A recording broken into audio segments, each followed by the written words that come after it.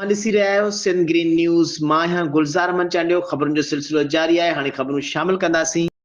शहदाद कोट खां रिपोर्ट कर रहियो आहे गुलज़ार मंचालियो। कंबर शहदाद कोट में 3 फरवरी खां 9 फरवरी 2025 ताईं शुरू थींदड़ इंसदादे पोलियो जे ख़ात्मे वारी मुहिम जे इंतिज़ामनि जो जाइज़ो वठण लाइ डिप्टी कमिश्नर कंबर शहदाद कोट सज्जाद हैदर क़ादरी जी सदारत दरबार हाल में डीसी ऑफिस कंबर में हिकु अहम इजलास थी गुज़रियो, जंहिंजी ज़िले जे भर मां डॉक्टरनि वॾी तादाद में शिरकत कई। उन मौक़े ते डॉक्टर अब्दुल गफ़ार भट्टी, नुमाइंदो WHO, ब्रीफिंग ॾींदे चयो त ज़िले कंबर शहदाद कोट में 3 फरवरी खां 9 फरवरी ताईं 7 रोज़ा इंसदादे पोलियो मुहिम शुरू थी रहियो आहे, जंहिंमें 5 सालनि खां घटि उमिरि वारनि ॿारनि खे पोलियो खां बचाव जा फुड़ा पियारिया वेंदा।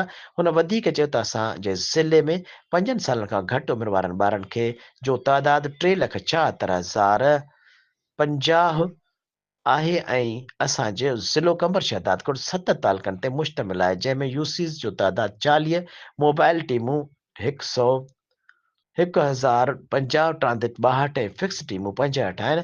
हुन चयो त गुज़िरियल प्रोग्राम अंदरि पूरे ज़िले कंबर शहदाद कोट में पंहिंजो टारगेट पूरो कयो। उन मौक़े ते डिप्टी कमिश्नर DHO ऐं तालुके फोकल पर्सन खे हिदायतूं ॾींदे चयो त ईंदड़ पोलियो मुहिम खे कामयाबु करण लाइ घणो ध्यानु ॾिनो वञे। उन खां अलावा रिफ्यूज़ल ॿारनि ते ख़ासि ध्यानु ॾिनो वञे।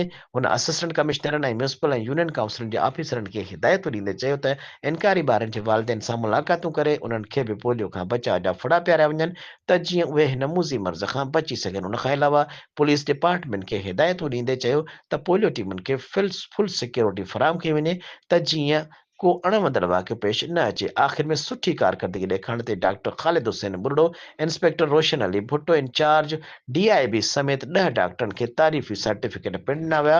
उन मौक़े ते DHO Kamber Shahdadkot doctor Gulzar Ali Tunio, ज़िले focal person doctor Altaf Hussain Burdo, police ऐं लाॻापियल अमलदारनि जा अमलदार मौजूदु।